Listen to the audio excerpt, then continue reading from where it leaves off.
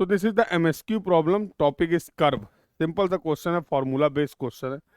बोला गया the chainage of the intersection point of the two straight is given as 1585.60 metre and the angle of intersection, ध्यान देना यहाँ पर intersection angle दे रखा गया है, दैट इज 140 डिग्री।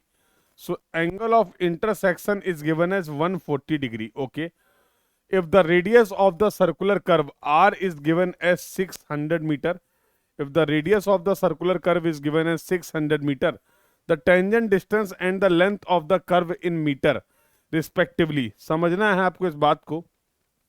हम लोगों ने जितने भी बेसिक फॉर्मूले डिस्कस किए थे कर्व के एलिमेंट से रिलेटेड, वो सभी के सभी फॉर्मूले थे in the terms of deflection angle. तो deflection angle this is going to be delta. So first we can find out the deflection angle. Angle of intersection is given as 140 degree. Radius of the curve is given as 600 meter. तो deflection angle is going to be 40 degree. अब आपको deflection angle अगर पता चल गया है तो दोनों ही tangent length के लिए और length of curve के लिए we know the formula. We can simply put all the value to get the correct answer. वो हम लोग निकाल सकते हैं। तो tangent length will be equal to r tan delta by 2। सारी वैल्यूज को पुट करने के बाद यहाँ पर टेंजेंट लेंथ जो मिल रहा है that we are getting as 218.3 metre and the length of curve that we are getting as 418.8 metre.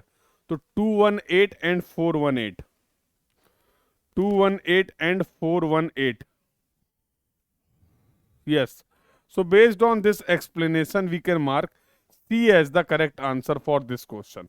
यहाँ पर गलती आपसे ये हो सकती है कि अगर आप डायरेक्टली एंगल ऑफ इंटरसेक्शन को यहाँ पर यूज कर लेंगे तो फिर यहाँ पर सिली मिस्टेक्स हो जाएगी। यहाँ पर आपको जो भी एलिमेंट्स कैलकुलेट करने हैं वो सभी एलिमेंट्स हम लोगों ने डिफाइन किए थे और कैलकुलेट किए थे with the help of the deflection angle.